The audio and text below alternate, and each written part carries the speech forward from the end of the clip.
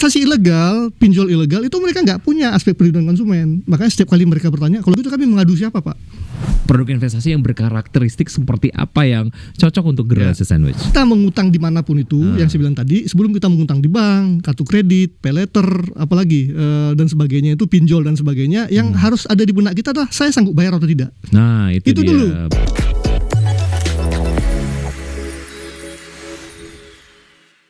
Halo Sobat Investor, apa kabar semua? Saya Eki Adrian, kembali ketemu sama kamu lagi di Fincast, your home of finance and investment. Siapapun yang lagi nontonin Fincast, kali ini kamu diundang ya. Mau itu kamu yang lagi beraktivitas dimanapun, lagi nyetir, lagi misalnya denger melalui platform podcast gitu ya, silakan didengerin. Dan ini juga termasuk kamu yang mungkin sekarang lagi ngelamun. Kenapa? Karena lagi mikirin investasinya lagi nggak cuan ya, lagi ada di kondisi loss. Tapi nggak apa-apa, yang namanya investasi itu memang ada konsekuensi loss yang nggak selalu untung aja ya. Tapi kalau ngomongin soal anak muda ataupun milenial, ini banyak banget ternyata faktor yang membuat generasi muda ataupun milenial ini kesulitan untuk mengatur keuangan. Salah satunya adalah gaya hidup ya.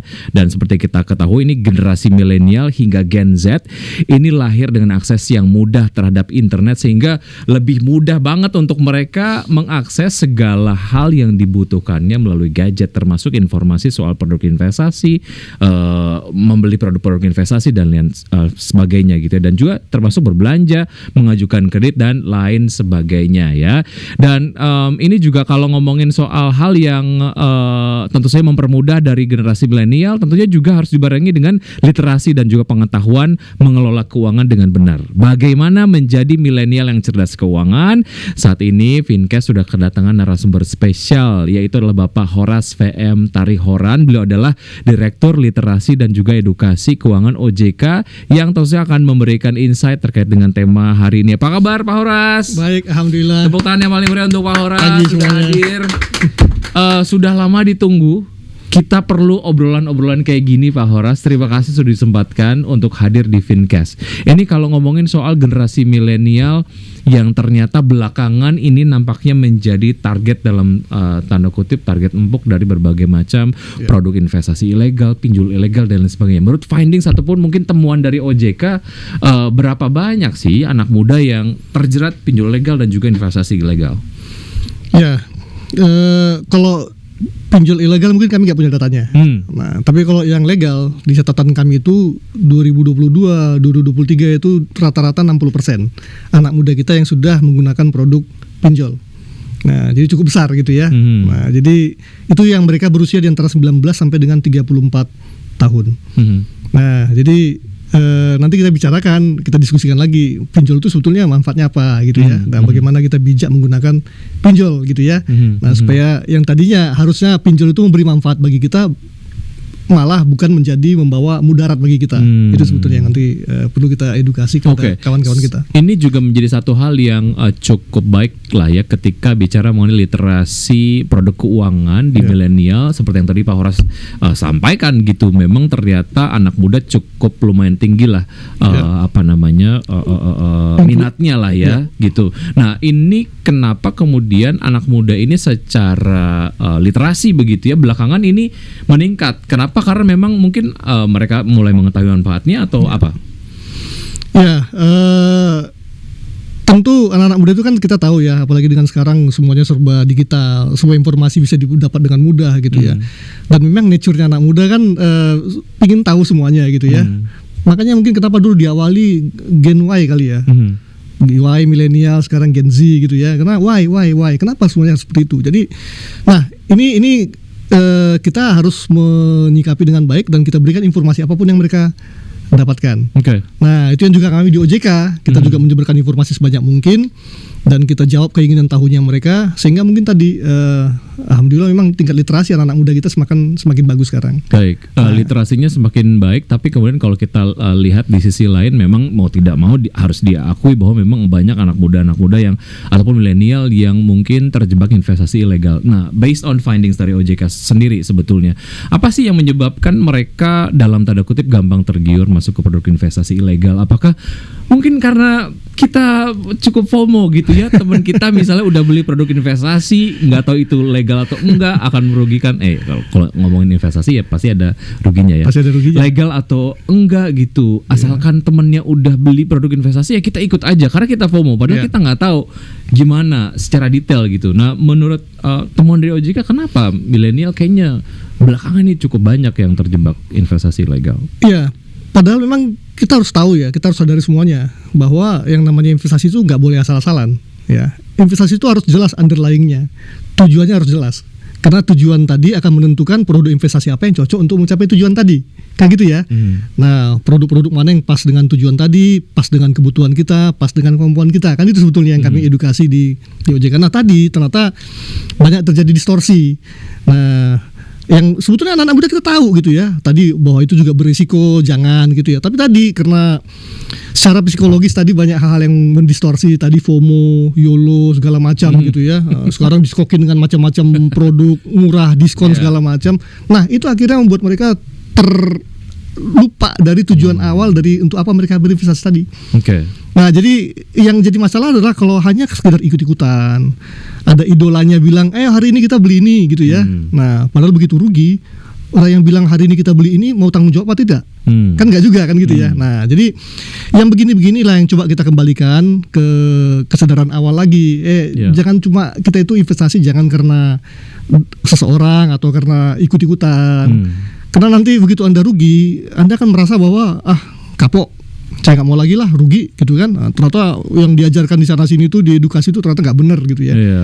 Karena kita lupa gitu ya, lupa akan tujuan dan lupa risiko yang akan kita hadapi dari setiap kali kita berinvestasi. Ketika banyak anak muda akhirnya kapok untuk berinvestasi, ini kontraproduktif dengan target dari regulator di industri keuangan gitu ya, bahwa memang kan targetnya terus meningkatkan jumlah investor gitu. Artinya kan dari ini juga menjadi sebuah dampak yang memang tidak menguntungkan juga gitu ya untuk ekosistem investasi di Indonesia. Oke, bicara mengenai apa yang kemudian dilakukan oleh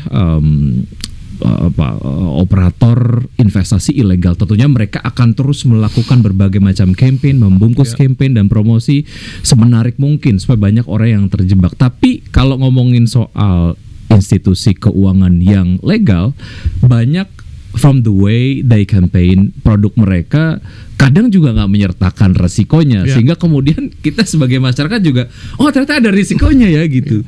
Nah, itu kan artinya nggak cuma dari masyarakat aja yang kemudian harus melakukan evaluasi, tadi dari institusi keuangannya juga memang harus melakukan evaluasi dan memberikan edukasi. Nah, soal ini dari point of view OJK sendiri gimana tuh?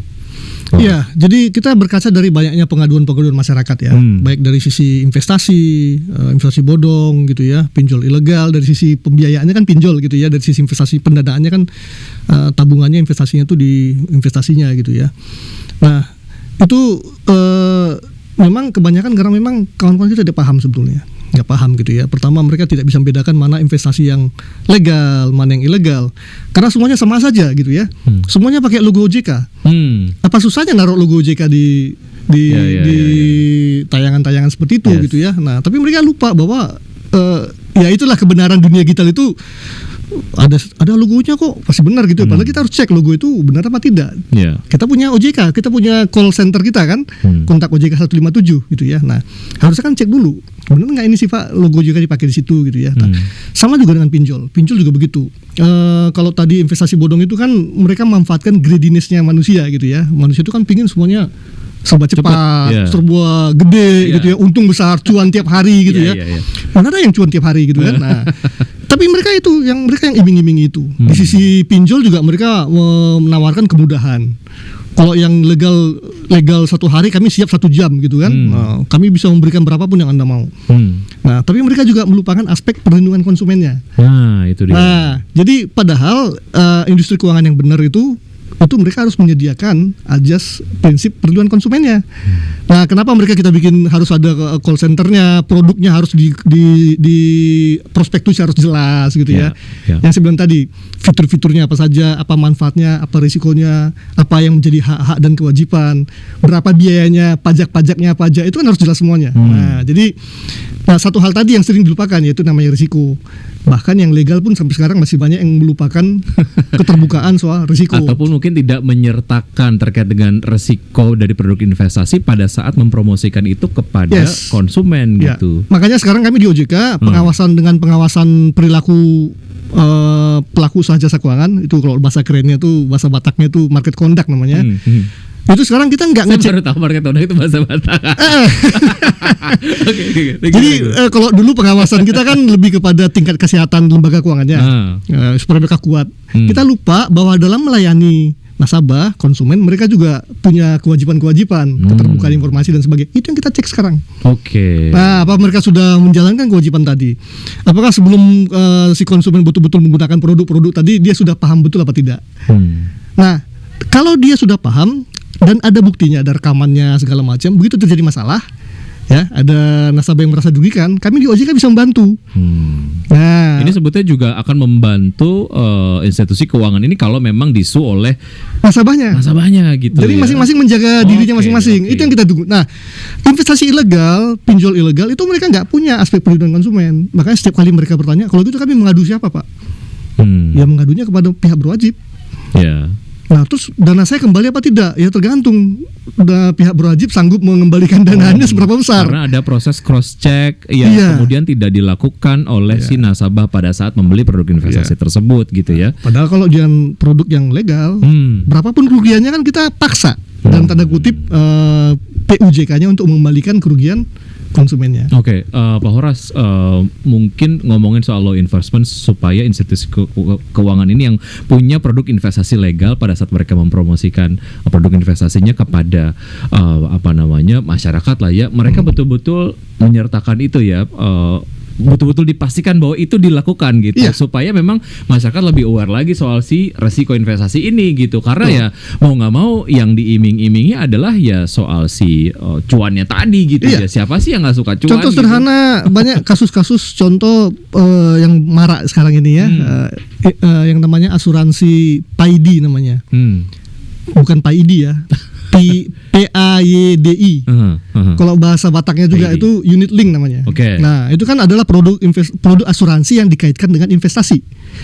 Nah, itu dulu banyak korban karena agen-agennya bilang, ini Pak, Bapak sekarang istilahnya menabung, nanti 5 tahun lagi jadi sekian, pasti. Gitu. Ada kata pasti itu ya. Nah, begitu dia bilang itu pasti dan ada rekamannya, kemudian si konsumen melapor ke OJK bahwa ternyata setelah 5 tahun dananya hilang, kita tuntut pelaku usaha jasa untuk mengembalikan karena Anda bilang pasti.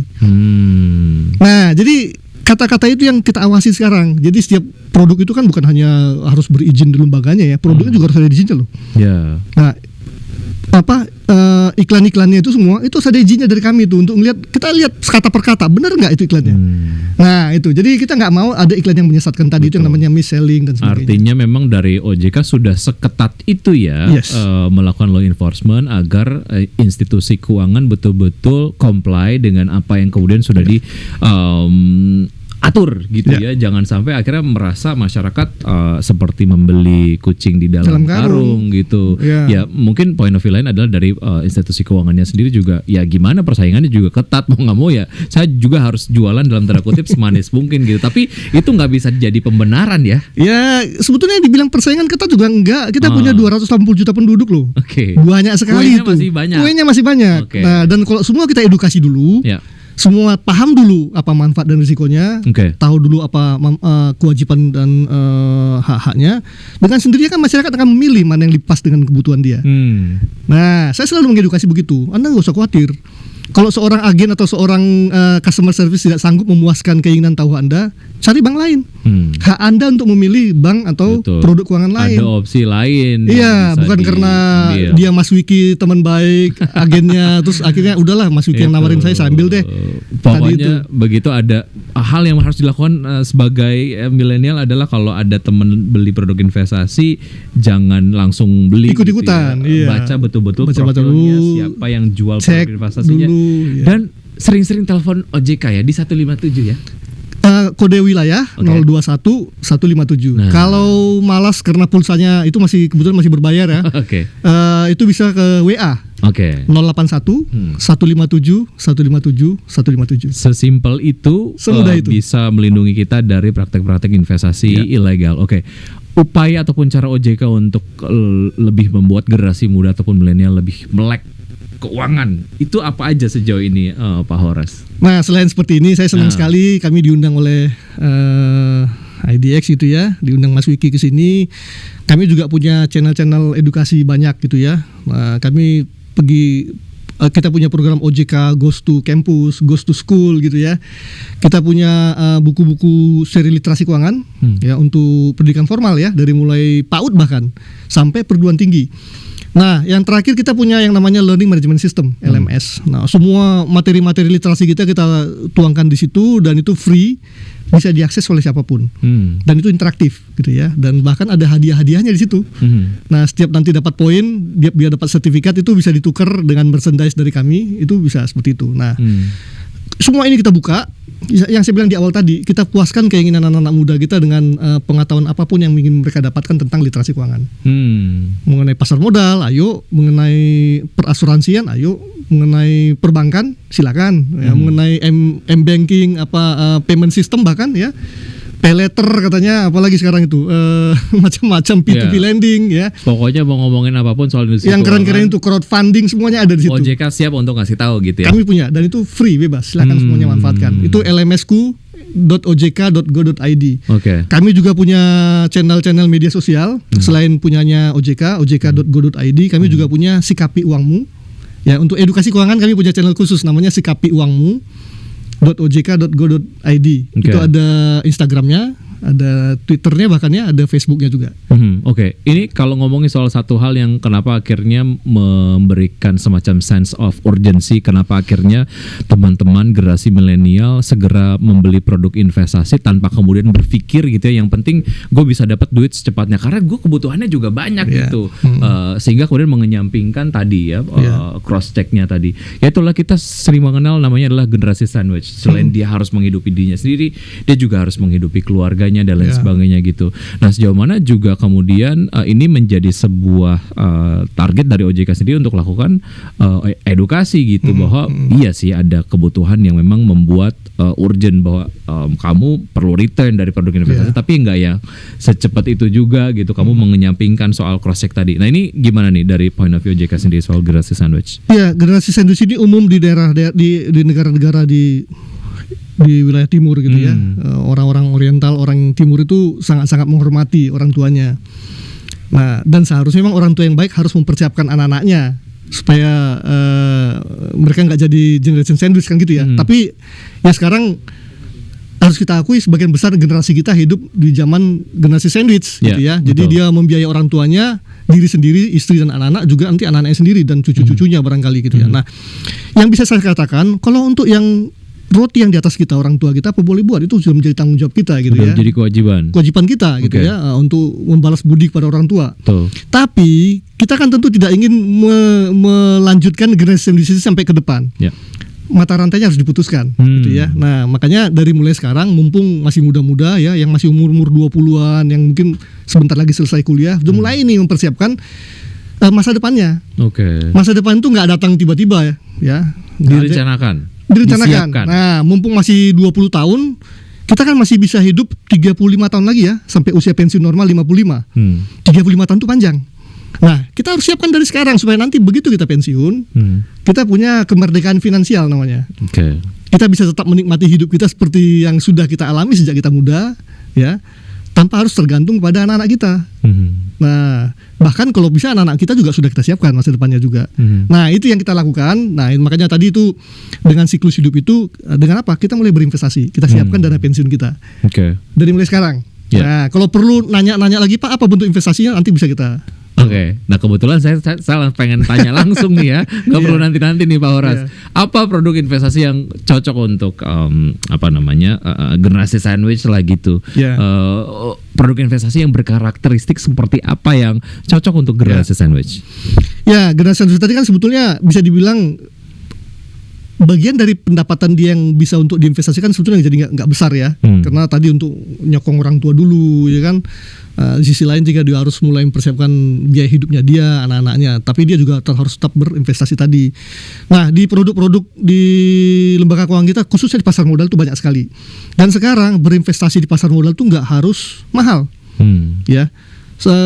Kalau dulu satu lot saham itu 500 lembar. Bayangkan kalau harga sahamnya 20.000 kali 500 itu kita harus punya duit minimal berapa? 10 juta ya. Nah, sekarang kalau misalnya kita punya, sekarang satu lot hanya 100 lembar sekarang. Ya. Nah, kalau harga sahamnya saham gocap ya atau bikinlah 5.000 perak gitu ya. Nah, itu kan cuma 500.000. Lebih terjangkau untuk investor pemula ataupun retail. Sudah tersedia sekarang. Jadi kita bisa beli produk pasar modal dan variasi produk yang macam-macam.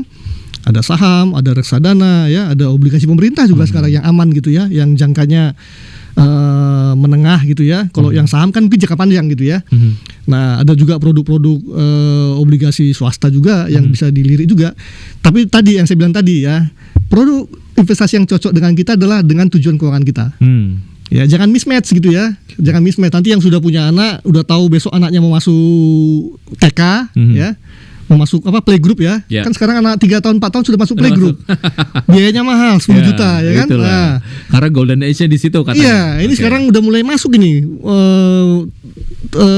Bulan-bulan ini kan udah masuk musim sekolah gitu ya. Kita kalau cerita bulan Januari, ada nih uang 10 juta. Tapi salah, terjun dia beli saham.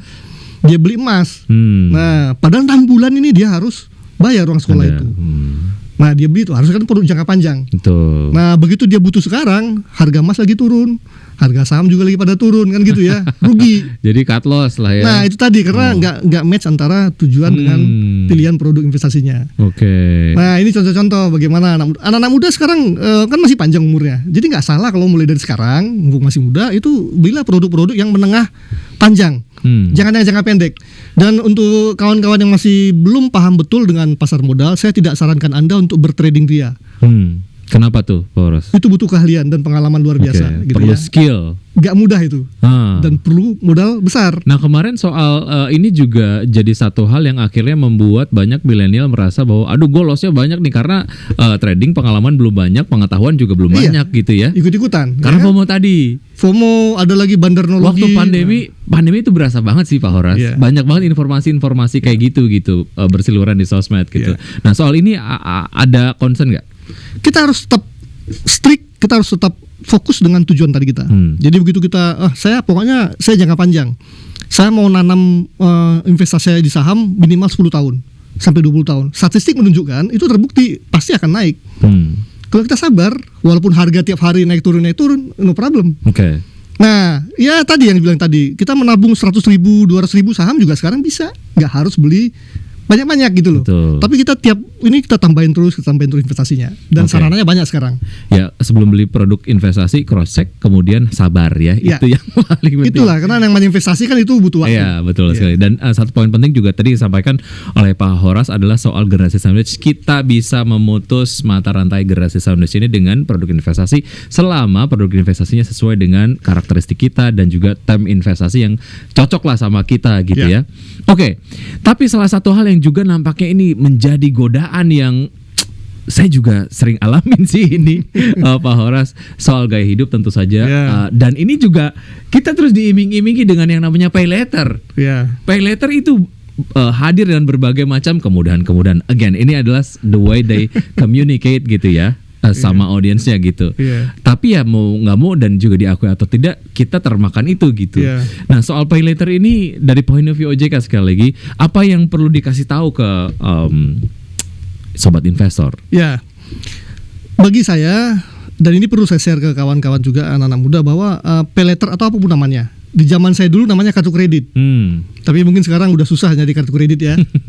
Orang senior seperti saya yang punya kartu kredit. Anak-anak muda sekarang juga mungkin belum tentu bankable juga dapat kartu kredit. Gitu karena proses cross checknya di perbankan sendiri juga berlapis. Tapi apapun namanya itu memang produk yang berbeda ya. Kartu kredit perbankan, pay later kan pembiayaan. Sebetulnya pay later tuh manfaatnya adalah membantu kita ya, likuiditas kita pada saat kita melakukan pengelolaan keuangan, perencanaan keuangan. Ya, kan kita tadi perencanaan keuangan itu juga dalam rangka membantu kita karena nggak semua keluarga, nggak semua individu itu punya pendapatan dan pengeluaran yang matching. Ya, hanya 20% yang pendapatan dengan pengeluarannya matching atau bahkan lebih tinggi pendapatannya gitu ya. Yang 80% lagi itu adalah selalu ada mismatch, selalu pengeluarannya lebih tinggi jauh daripada pendapatannya. Dan ini yang dilihat oleh ini yang harus kita kelola. Oke. Nah, gap tadi itu bagaimana kita kelola? Oke. Salah satu alternatif adalah dengan pay later. Tapi ini kan dalam rangka membantu likuiditas harian kita. Oke. Jadi kita masih gajiannya masih tanggal 25, sekarang masih tanggal 10, ada gap yang harus kita bayar, kita pakai pay later boleh? Sebisa mungkin dibatasi di situ ya, tidak membiayai gaya hidup. Itu harian loh itu. Pay later bukan untuk gaya hidup. Bukan untuk gaya hidup, sebetulnya. Sebetulnya Itu untuk membantu kita mengelola dan merencanakan keuangan kita dengan baik. Oke. Ada alternatifnya gitu ya, karena kalau kita minjem di bank itu harus punya agunan, SHM, BPKB dan sebagainya. Dengan pay later kan kita. Masalahnya sekarang banyak kecanduan Pak Horas. Nah itu menggunakan tadi, pay later. karena dia lebih melihat kepada kemudahannya. Dia lupa bahwa pay later itu harus dibayar kan. Iya, namanya juga pay later. Iya. Bayar nanti ya harus dibayar. Sebelum kita mengutang dimanapun itu, yang saya bilang tadi, sebelum kita mengutang di bank, kartu kredit, pay later, apalagi dan sebagainya itu pinjol dan sebagainya, yang harus ada di benak kita adalah saya sanggup bayar atau tidak. Nah itu dia. dulu. Balikin ke situ ya. Iya, sama seperti investasi tadi, ini resikonya apa? Nah, oke, lu janjikan 10% sebulan, resikonya apa? Itu yang kita lupa. Nah, sama juga ini waktu kita bicara mengenai pay later, saya sanggup bayar apa tidak? Kemampuan saya membayar itu berapa sih? Nah, di perencanaan keuangan ada 30% atau 1/3 dari penghasilan. Wah, ini cicilan handphone saya sudah segini nih. Cicilan motor KPR ya kan? Udah lampu merah saya nih. Harusnya ya jangan dulu kan gitu ya.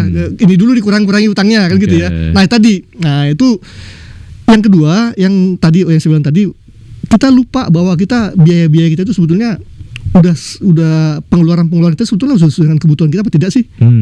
Jangan-jangan yang kebanyakan kita biaya itu bukan kebutuhan tapi keinginan gitu ya. Sehingga tadi muncul kebutuhan tadi. Pay later tadi. Padahal kalau kita hanya strict fokus kepada kebutuhan pokok, keinginan boleh lah tapi nggak terlalu banyak gitu ya. Mungkin kita nggak perlu pay later. Balik lagi ke disiplin itu tadi ya. Semua balik lagi ke pengendalian diri. Betul. Kembali lagi begitu ada tiba-tiba war ticket Coldplay gitu kan. Nah, soalnya gimana tuh? Itu nggak boleh ya sebenarnya ya? Sebetulnya sah-sah aja kita nonton Coldplay kita ya. Mampu atau enggak? Iya, masalahnya mampu atau tidak. Kalau nggak mampu, ngapain kita harus beli tiket? Dengar Coldplay bisa di YouTube kan, free ya kan, bisa di Spotify. Jangan akhirnya kita beli konser Coldplay, minggu depan kita udah nggak ngekos lagi, kita udah ikut. Hanya gara-gara teman sudah dapat tiket kita belum ya kan? Mau lagi balik lagi ke situ ya. Oke. Soal pinjol ataupun mungkin derasnya informasi yang kemudian juga didapatkan lah ya oleh masyarakat pun milenial di era teknologi informasi dan juga komunikasi, ini menjadi alasan tumbuh suburnya bisnis pinjaman online atau peer-to-peer lending. Tapi sayangnya banyak banget masyarakat maupun anak muda yang tak mampu membayar pinjaman online ataupun terjerat. Ini masalah ini apa yang bisa dilakukan supaya nggak lagi kita banyak mendengar soal kasus-kasus yang seperti ini gitu Pak Horas. Jadi gini, sebetulnya tujuan kita menumbuhkan industri fintech gitu ya, fintech P2P lending atau pinjol namanya, itu sebetulnya kan untuk kemudahan bagi masyarakat. Itu pertama. Yang kedua, kita tahu bahwa UMKM kita itu banyak yang tidak bankable. Mereka nggak bisa minjem di bank, macam-macam lah alasannya gitu ya. Nah, kita sediakan alternatif yaitu fintech itu sebetulnya. Nah, tapi dalam perjalanannya ternyata yang tadi itu, karena ada FOMO, ada YOLO, ada gaya hidup dan sebagainya, sehingga orang-orang lirik ini sebagai salah satu cara untuk membiayai FOMO, YOLO, gaya hidup tadi. Padahal bukan. Yang sebenarnya tadi itu sebetulnya tadi untuk membiayai usaha, untuk membiayai mismatch pengeluaran dengan pendapatan kita sebetulnya. Nah, makanya itu kan fintech itu nggak ada yang bunganya sampai jangka waktunya kayak di kredit bank sampai 5 tahun, 10 tahun, itu paling maksimal 1 tahun. Dan bunganya cukup tinggi karena itu harian kan dia itu ya. Itu kan harusnya kita pinjam 3 hari, kembalikan dalam waktu 1 minggu. Seperti itu nature of business seperti itu. Nah, tapi itu tadi, makanya kita kembali ke edukasi ke kawan-kawan kita anak muda. Lu sebelum pakai itu boleh aja pakai, tapi pertama itu lu butuh apa enggak sih, bener gitu kan? Butuh atau enggak? Apakah ini keinginan atau kebutuhan? Tadi kita sanggup bayar nggak sih? Nah, itu dulu. Kalau itu sudah terjawab dan kita memang betul-betul butuh, saya yakin alasannya pasti sudah punya masing-masing gitu ya. Dan kita merasa bahwa kita sanggup bayar, kebanyakan tuh nggak akan masalah. Kebanyakan nggak akan masalah.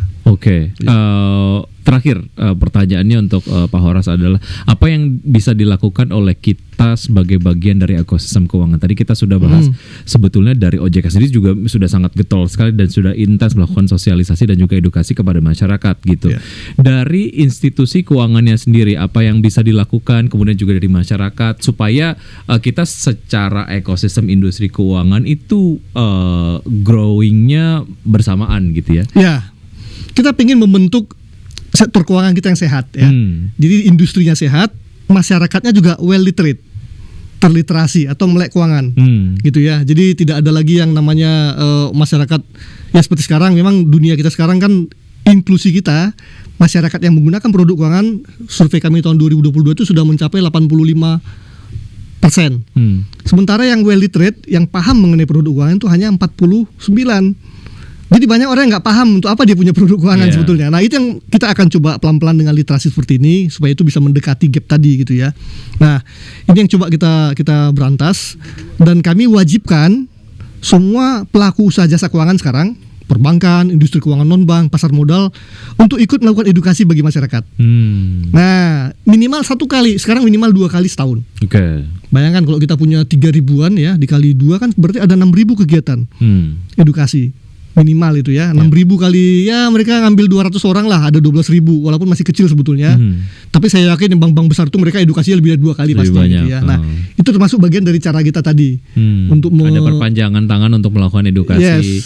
Dan cara mereka mengedukasi juga bukan hanya sekedar jualan lagi ya, tapi tadi mereka harus membuka informasi yang seluas-luasnya tentang manfaat dan risikonya dari masing-masing fitur yang disediakan gitu ya.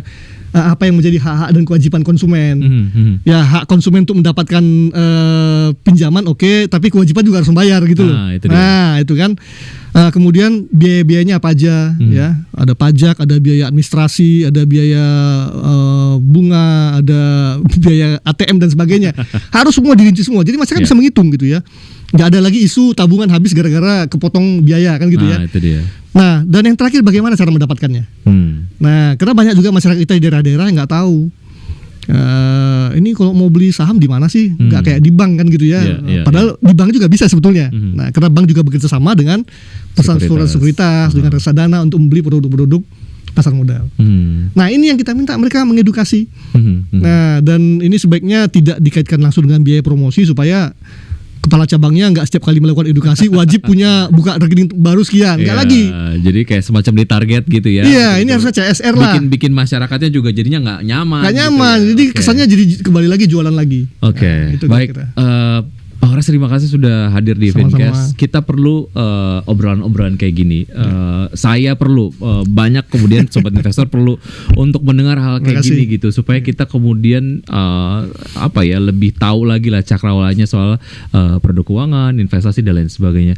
Sukses untuk Pak Horas. Amin. Ditunggu kedatangannya lagi berikutnya di Fincast. Siap. Sampai ketemu. Terima kasih Mas Vicky. Siap.